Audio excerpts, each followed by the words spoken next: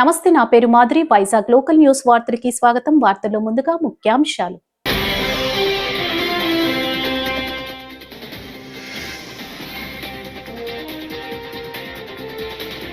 జగన్ హయాంలో నల్ల చట్టం తెచ్చారు సీఎం చంద్రబాబు.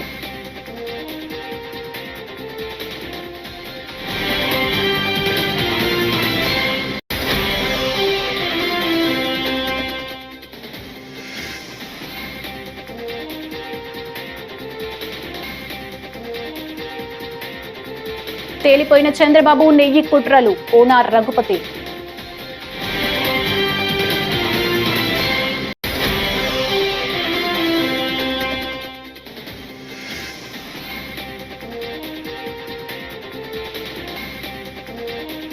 క్లీన్ చీట్ వచ్చినట్లు వైసీపీ ప్రచారం, మంత్రి పయ్యావుల కేశవ్.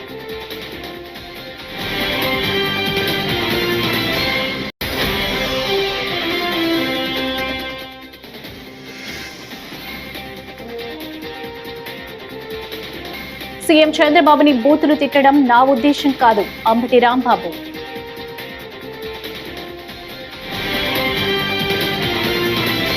ఇక డీటెయిల్స్ చూస్తే, వైసీపీ అధినేత వైఎస్ జగన్మోహన్ రెడ్డిపై ఏపీ సీఎం నారా చంద్రబాబు నాయుడు తీవ్ర ఆగ్రహం వ్యక్తం చేశారు. 5 ఏళ్ల పాటు కొందరు రాష్ట్రాన్ని పట్టి పీడించారని ధ్వజమెత్తారు. అది మీ భూమి, మీ ఆస్తి, దానిపై జగన్ ఫోటో ఎందుకు అని మండిపడ్డారు. కుప్పం నియోజకవర్గంలో సీఎం చంద్రబాబు 2వ రోజు పర్యటించి పలు కార్యక్రమాల్లో పాల్గొన్నారు. సమానమైన తెలుగుదేశం పార్టీ కుటుంబ సభ్యులు నాకు ఎంతో సహకరిస్తున్నటువంటి కుప్పం ప్రజలు ఎప్పుడూ నేను మర్చిపోలేను. నాకు ప్రాణ సమానంగా నేను వచ్చినా లేకపోయినా ఎప్పుడూ నాతోనే ఉండే కుప్పం ప్రజలందరికీ పేరు పేరున మనస్ఫూర్తిగా అభినందిస్తున్నాను. 3 రోజులు ఈ కార్యక్రమానికి వచ్చాం. చాలా తృప్తినిస్తూ ఉంది. ఈరోజు మీరు చూస్తే 5,555 సూపర్ సైకిల్స్, అదే ఈ సైకిల్. ఇంత మునుపు గిన్నిస్ రికార్డ్ 3,757 మాత్రం 24 గంటల్లో సైకిల్ ఇచ్చి పంపిణీ చేసి గిన్నిస్ రికార్డు క్రియేట్ చేస్తే, ఈసారి 5,555 సైకిళ్ళని ఈ కుప్పంలో పంపిణీ చేసి ఒక చరిత్ర క్రియేట్ చేశాం. ఇది మీ అందరి సహకారం. ఈరోజు నేను ఒక గిన్నిస్ రికార్డు వచ్చిందని కాదు, రాబోయే రోజుల్లో దీనివల్ల ఎన్ని లాభాలు ఉంటాయో అధ్యయనం చేసుకోవాల్సిన అవసరం ఉంది. ఒక నూతనమైన చరిత్రకు ఈ కుప్పం నుంచే శ్రీకారం చుట్టాం. అందరూ రెన్యూబుల్ ఎనర్జీ మాట్లాడుతున్నారు, గ్రీన్ ఎనర్జీ మాట్లాడుతున్నారు, కానీ దాన్ని చూపించే క్షేత్రంగా కుప్పాన్ని తయారు చేసి ఈరోజు ఒక గిన్నిస్ రికార్డుకు కూడా శ్రీకారం చుట్టామంటే అది ఇక్కడుండే ప్రజానీకం యొక్క గొప్పతనం. దాని పేరు కూడా సూపర్ సైకిల్ పెట్టాం. సైకిల్ ఎక్కితే ఎంత స్పీడ్ కావాలంటే అంత స్పీడ్ పెంచచ్చు. రెండోది, తొక్కాలనుకుంటే తొక్కచ్చు, లేకపోతే ఎలక్ట్రిసిటీ రన్ చేయాలంటే దాన్ని గేరు మార్చేసి యాక్సిలరేటర్ కానీ పెంచుకుంటూ పోతే సుఖంగా వెళ్ళిపోవచ్చు. దీనివల్ల అనేక లాభాలున్నాయి, మీరందరూ గుర్తుపెట్టుకోవాలి. దీనివల్ల మీరు ఒక్కసారి చూస్తే, తిరుమల లడ్డూకు వాడిన నెయ్యి కల్తీ అయిందంటూ చంద్రబాబు పవన్ కళ్యాణ్ చేసిన కుట్రలకు ఆ భగవంతుడే సమాధానం చెప్పాడని, అవన్నీ పటాపంచలైనా ఇంకా నిస్సిగ్గుగా అబద్ధాలతో బుకాయిస్తున్నారని మాజీ డిప్యూటీ స్పీకర్, మాజీ ఎమ్మెల్యే కోన రఘుపతి ఆక్షేపించారు. తన సహచర శాసనసభ్యులతో కలిసి అక్కడ మొట్టమొదటిసారిగా ఈ లడ్డు ప్రసాదం మీద నింద వేయటం జరిగింది. ఆ క్రమంలో ఆ రోజు నుంచి నేను దీన్ని ఈ అంశం మీద అనుసరిస్తూనే వచ్చాను. నాకు ప్రధానంగా వెంకటేశ్వర స్వామి అంటే చాలా భయం. భక్తి. ఏదన్నా ఆలోచన చేయాలన్నా, ఏ పని మొదలు పెట్టాలన్నా ముందుగా స్వామిని మనసులో తలుచుకొని మొదలుపెట్టేటువంటి ఆలోచన చేస్తాం. అటువంటిది ఏ భయం భక్తి అనేది లేకుండా నేరుగా స్వామిని కూడా రాజకీయాల్లోకి లాగచ్చు అంటే ఇది చేయటం ద్వారా భక్తుల మనోభావాలతో ఆడుకుంటున్నానని కూడా భయం లేదు. అవతల ప్రత్యర్థి జగన్మోహన్ రెడ్డి గారిని, ఆయనకున్నటువంటి క్రెడిబిలిటీని దెబ్బ కొట్టాలి అనేటువంటిది ఒకటే లక్ష్యం. ఎందుకంటే ఇక్కడ ఎన్నికలు అయిపోయాయి, మంచి బలంతోనే వచ్చే అధికారంలోకి, అయినా తృప్తి లేదు.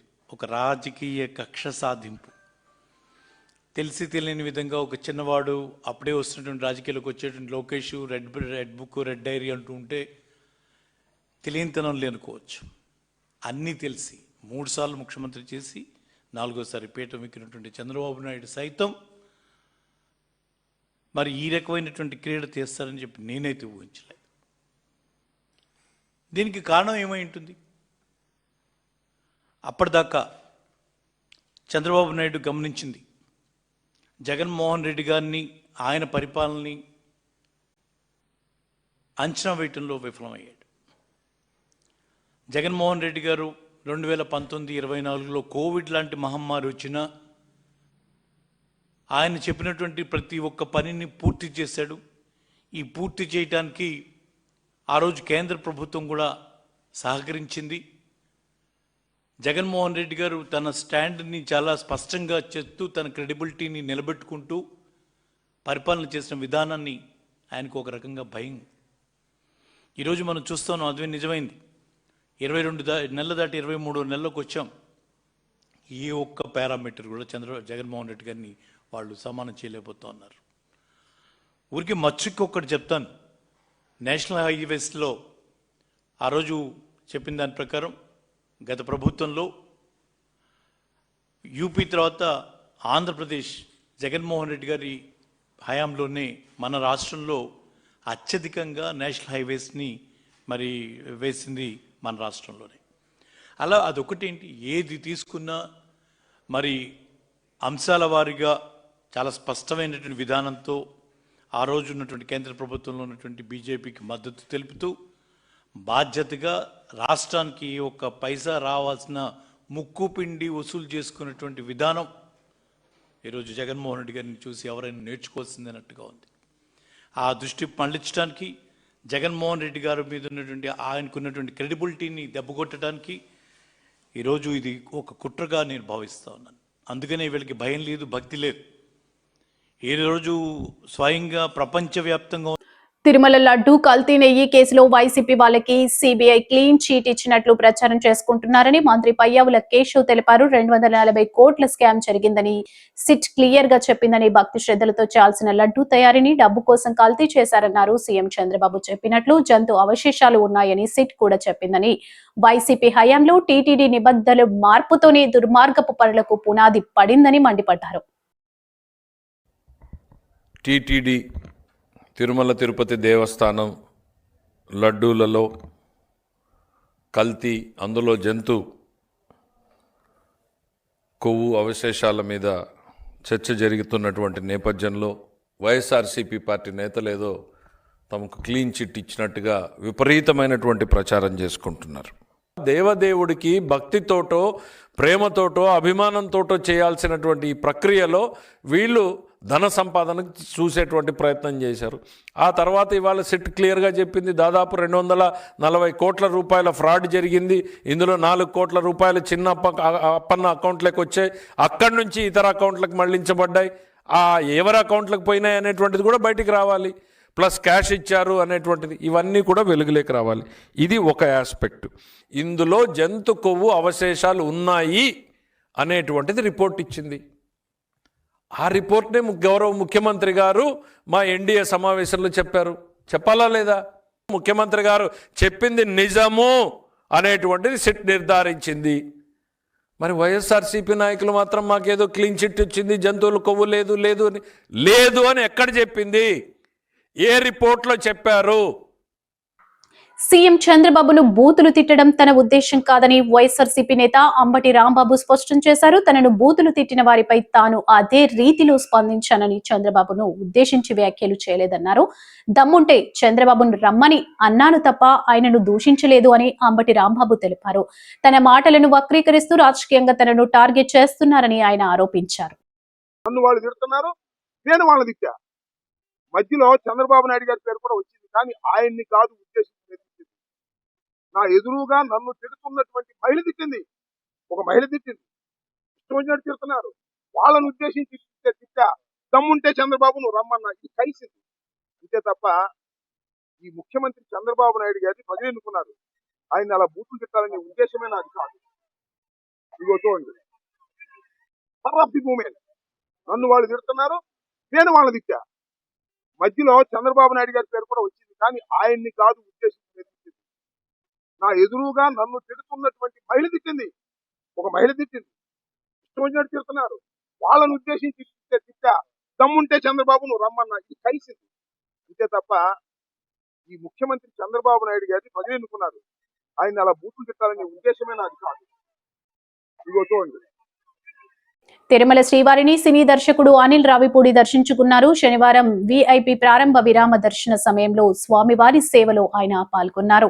తీతీదే అధికారులు ఆయనకు దర్శన ఏర్పాట్లు చేశారు. దర్శన అనంతరం పండితులు ఆశీర్వచనం చేసి స్వామివారిని తీర్థ ప్రసాదాలు అందజేశారు.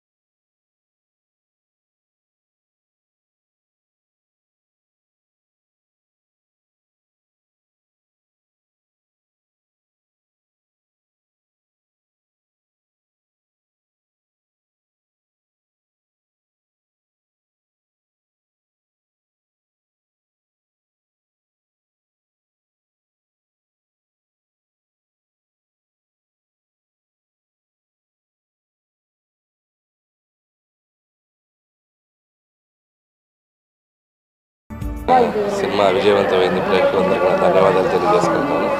అలాగే ప్రతి సినిమాకి స్వామివారి దర్శనం చేసుకోవటం అలవాటు. సో అద్భుతంగా జరిగింది దర్శనం. Thank you.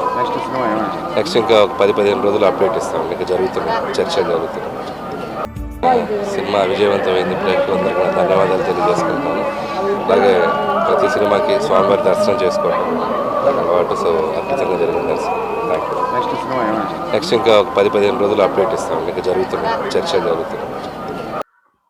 అనకాపల్లి ఉత్సవాల్లో భాగంగా విఎంఆర్డీఏ ఆధ్వర్యంలో జిల్లా ఉద్యాన మార్కెటింగ్ శాఖలు జీవీఎంసీ సహకారంతో అనకాపల్లి పట్టణంలోని ఎన్టీఆర్ బెల్లం మార్కెట్ యార్డులో ఏర్పాటు చేసిన పుష్ప ప్రదర్శనను శుక్రవారం అట్టహాసంగా ప్రారంభించారు. ఈ పుష్ప ప్రదర్శనను ఆంధ్రప్రదేశ్ శాసనసభ స్పీకర్ శ్రీ చింతకాయల అయ్యన్న పాత్రుడు, జిల్లా ఇన్ఛార్జి మంత్రి, రాష్ట్ర గనులు, భూగర్భ వనరులు, ఎక్సైజ్ శాఖ మంత్రి Shri Kollu Ravindra, MP doctor CM Ramesh, MLA Shri Konithela Ramakrishna, జిల్లా collector Shri Vijaya Krishnan, VMRDA commissioner Shri S Tej భరత్లతో కలిసి జ్యోతి ప్రజ్వలన చేసి ప్రారంభించారు.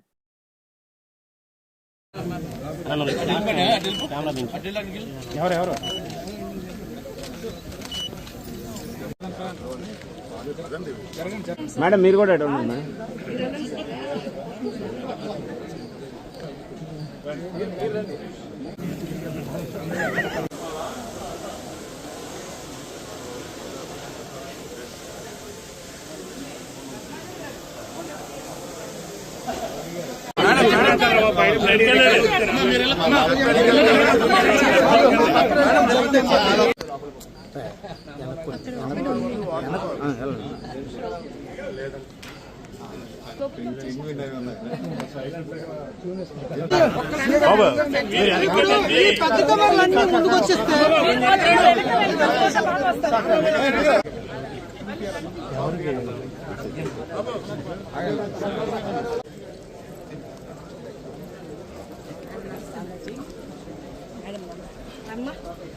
ఎక్కడ పెట్టారమ్మా?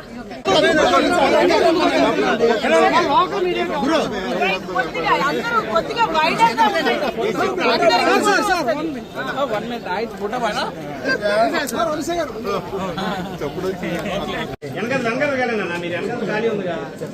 సాయి ఫోన్ నుంచి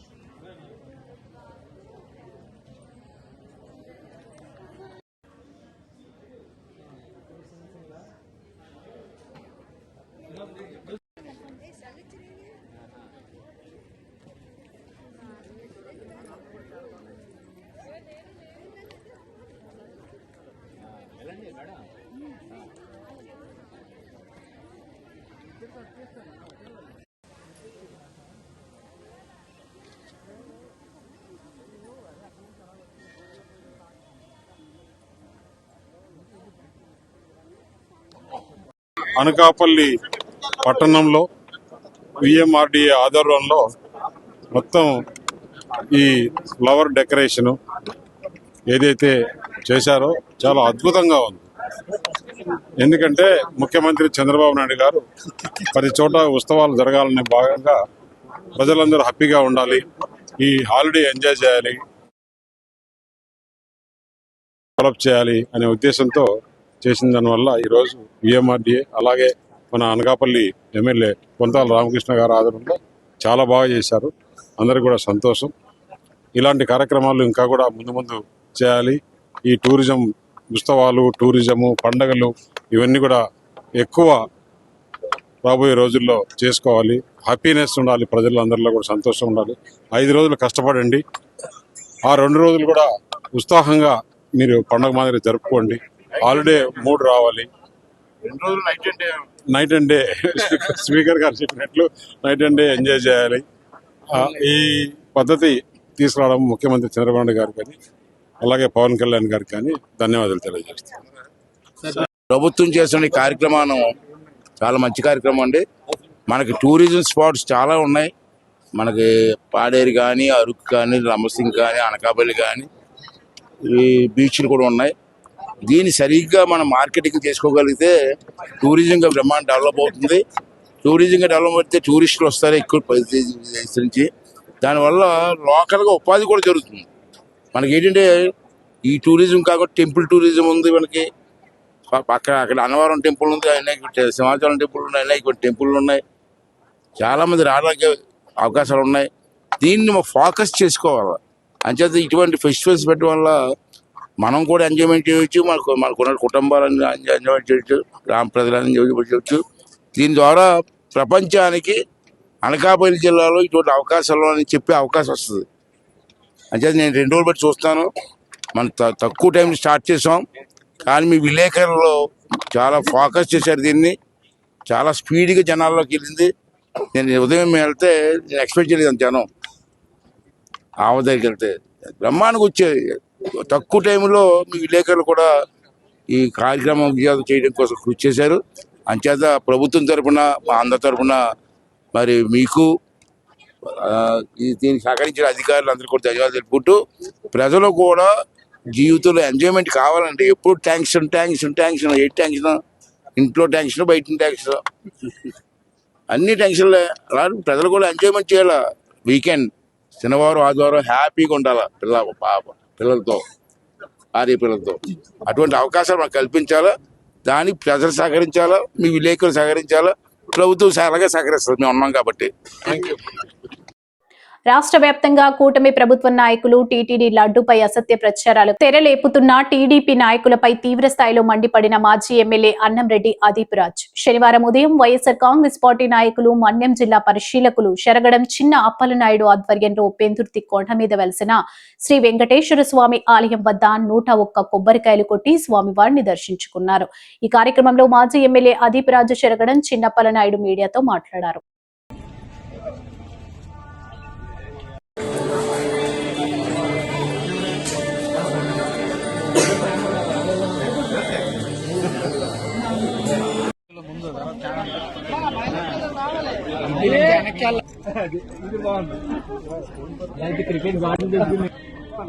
ఓకే సార్,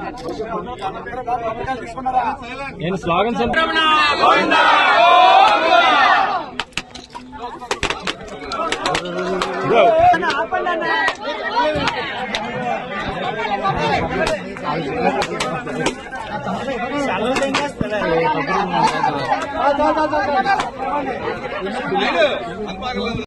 సోదరిమల్లారా, గత ప్రభుత్వం ఏర్పడిన వెంటనే ఇప్పుడే మిత్రులు అదీప్ రాజు గారు చెప్పారు, వారి వైఫల్యాలను కప్పుపుచ్చుకోవడానికి ఏదో ఒకటి లేనటువంటి అవాస్తవాలనే వాస్తవాలుగా చిత్రీకరించడంలో ఈ చంద్రబాబు నాయుడు గారు ఆరితేరినటువంటి నాయకులు. తెలుసు మనకి దీనికోసం ఏంటంటే తిరుమల తిరుపతి దేవస్థానంలో జంతువుల తాలూకా కొవ్వు కలిసిపోతుంది అనేటటువంటి తీసుకొచ్చి వెంకటేశ్వర స్వామి తాలూకా వెంకటేశ్వర స్వామికి ఈ ప్రపంచంలో వేలాది మంది, లక్షలాది మంది, కోట్లాది మంది భక్తులు ఉన్నారు. భక్తుల మనోభావాలు దెబ్బతిని దాని ద్వారా వైఎస్ఆర్ పార్టీని దెబ్బతీయాలనేటటువంటి ఒక కుటిల యంత్రాంగం ఆయన ఎప్పుడు అంతే. ఆయన ఎప్పుడో చెప్పింది చేయడు, చేసింది చెప్పరైన.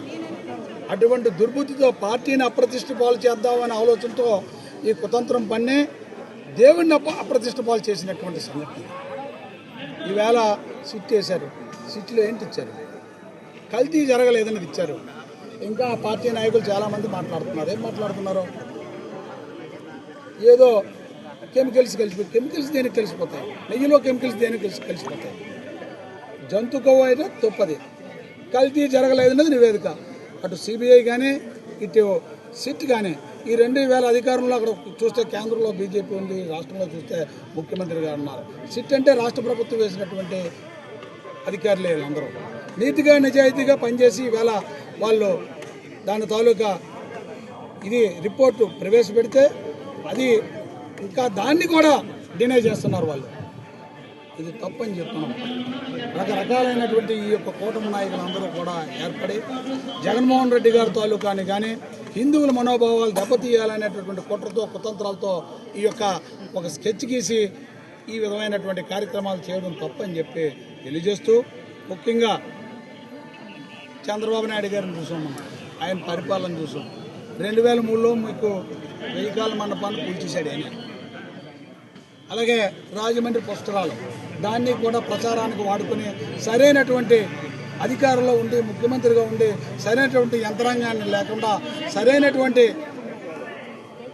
దానికి ప్రికాషన్స్ తీసుకోకుండా చాలామంది ఆ రాజమండ్రి పుస్తకాల్లో చచ్చిపోయారు. అంటే అది ముఖ్యమంత్రి గారి వైఫల్యం కాదా అని అడుగుతున్నాను నేను మీకు. ఆయన పక్క వాళ్ళు తప్పులు ఎత్తి చూపిస్తుంటారు. జగన్మోహన్ రెడ్డి గారు ముఖ్యమంత్రి అయిన తర్వాత ఈ దేవాదాయ శాఖలో ఉన్నటువంటి పురోహితులందరికీ కూడా ఆందోళన ఇచ్చేవారు, అందరికీ గౌరవ వేతనం. ఈ ఎన్నో దేవాలయాలు దేశ అభివృద్ధికి కార్మిక సంఘాలే అడ్డంకి అన్నట్లుగా సుప్రీంకోర్టు ప్రధాన న్యాయమూర్తి చేసిన వ్యాఖ్యలను సిపిఎం పట్టణ కార్యదర్శి ఆర్సీపీ రెడ్డి తీవ్రంగా ఖండించారు. శుక్రవారం సాయంత్రం గుడివాడలో మాట్లాడుతూ కార్మికులు లేనిదే ఉత్పత్తి సాధ్యం కాదని, కేంద్ర ప్రభుత్వం కార్మిక చట్టాలను యాజమానులకు అనుకూలంగా మారుస్తుందని విమర్శించారు. కార్మికుల విలువలను తగ్గించేలా పాలకులు వ్యవహరించడం సరికాదన్నారు. భారతదేశ సుప్రీంకోర్టు ప్రధాన న్యాయమూర్తి భారతదేశంలో పారిశ్రామిక అభివృద్ధికి కార్మిక సంఘాలే అవరోధనని ప్రకటనలాగా వెలువడటం జరిగింది. దీన్ని మేము కార్మిక సంఘాలుగా పూర్తిగా ఖండిస్తున్నాం. పారిశ్రామిక అభివృద్ధి జరగాలి అంటే కార్మికులు ఎప్పుడు అవరోధన కారు, కార్మిక సంఘాలు ఎప్పుడు అవరోధన కాదు. కార్మికులు లేనిదే ఉత్పత్తి జరగదు. కానీ ఇవాళ కార్మికుడ శ్రమను విలువను కేంద్ర రాష్ట్ర ప్రభుత్వాలు వాళ్ళ విలువను తగ్గించి వాళ్ళ వల్ల ఏదో నష్టం జరిగిపోయింది, కార్మికులు పనిచేయట్లేదు, అందుకే ఉత్పత్తి లేదు లేకపోతే అభివృద్ధి లేదని చెబుతూ ఉన్నారు. ఇది సరైనది కాదు. గతంలో కూడా ప్రధానమంత్రి గారు కూడా నాకు పెట్టుబడిదారులే ఈ దేశంలో ముఖ్యం, కార్మికులు కాదు అని గతంలో చెప్పిన సందర్భంలో ఉంది. దానికి అనుగుణంగానే ఈరోజు మన సుప్రీంకోర్టు ప్రధాన న్యాయమూర్తి కూడా కార్మిక సంఘాల అవరోధం అని ప్రకటన ఇవ్వడంలో ఉద్దేశం అదే. ఈరోజు కేంద్ర రాష్ట్ర ప్రభుత్వాలు కార్మిక వర్గాన్ని అణిచేయడానికి, కార్మిక వర్గాన్ని కట్టు బానిసలుగా బ్రిటిష్ వాళ్ళ కన్నా కార్మికులను ఈరోజు అణిచిపెట్టాలి అనేది కేంద్ర రాష్ట్ర ప్రభుత్వాలు చూస్తున్నాయి. కాబట్టే ఈరోజు కేంద్రంలో చట్టాలన్నింటినీ మార్చి 4 లేబర్ కోడ్లుగా తెచ్చారు. ఆ లేబర్ కోడ్ల మీద పార్లమెంట్లో చర్చ కూడా జరగలేదు. కరోనా సమయంలో ఆ చట్టాలని రద్దు చేస్తూ కోడ్లను ఆమోదించుకున్నారు. ఇప్పుడు ఆ ఇంప్లిమెంటింగ్ చేస్తూ ఉన్నారు. ఇంప్లిమెంట్ చేయడానికి మొదలెట్టిన తర్వాత రేపు ఫిబ్రవరి 12వ తారీఖున దేశవ్యాప్తంగా కార్మికులు కోట్లాది మంది సమ్మెకు కూడా పిలుపిచ్చారు. ఎప్పుడో మనం బ్రిటిష్ వాళ్ళు ఉన్నప్పుడు కూడా అనేక చట్టాలు సాధించాం. ఆ చట్టాలన్నింటినీ ఈరోజు మోడీ గారు తుంగలో తొక్కి చట్టాలని కోడుల రూపంలో మార్చి యజమానులకు అనుకూలంగా చేస్తున్నాడు. కాబట్టి వాటిని రద్దు చేయాలి, ఆ కోడులు రద్దు చేయాలని దేశవ్యాప్తంగా కార్మిక వర్గం సమ్మె చేస్తూ ఉన్నారు. కాబట్టి ఇలా ప్రధానమైన పదవుల్లో ఉన్నవాళ్ళు కూడా ఈరోజు ఆలోచించాలి. ఇలా చట్టాలు చేస్తున్నారు పార్లమెంట్లో, కనీస వేతనాలు అమలు చేయమని చట్టం ఉంటుంది. ఆ చట్టానికి కింద అమలు చేయట్లా. అమలు చేయకపోతే ఎవరికి చెప్పుకోవాలి? ప్రభుత్వాలే చట్టాలని వైలేట్ చేస్తున్నప్పుడు ఎవరికి చెప్పాలి? ఉన్నది జ్యుడిషియరీకి చెబుతారు. జ్యుడిషియరీ కూడా వాటి మీద ఎలాంటి డైరెక్షన్ ఇవ్వకపోతే ఇక వాళ్ళు ప్రజలు ఏం చేయాల్సిన పరిస్థితి వస్తుందంటే మనం అనేక దేశాల్లో చూస్తూ ఉన్నాం.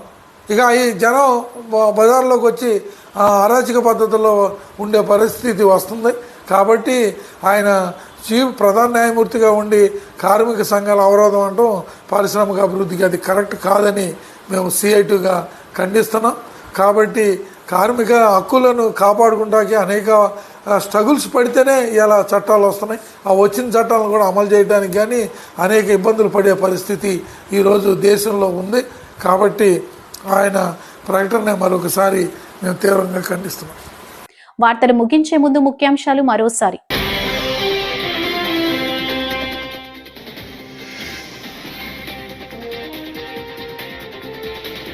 జగన్ హయాంలో నల్ల చట్టం తెచ్చారు సీఎం చంద్రబాబు.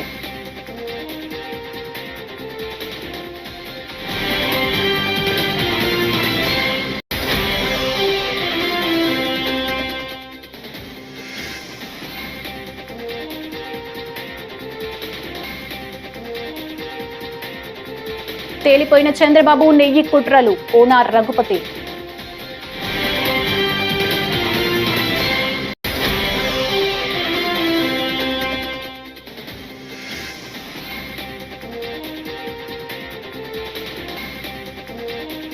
క్లీన్ చీట్ వచ్చినట్లు వైసీపీ ప్రచారం, మంత్రి పయ్యావుల కేశవ్.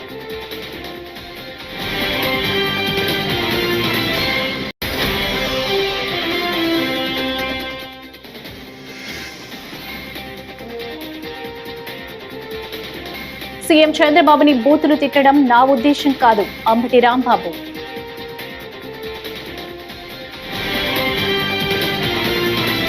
ఈ వార్తలు ఇంతటితో సమాప్తం. తిరిగి మరో తాజా బులెటిన్లో కలుసుకుందాం. అంతవరకు సెలవు. నమస్కారం.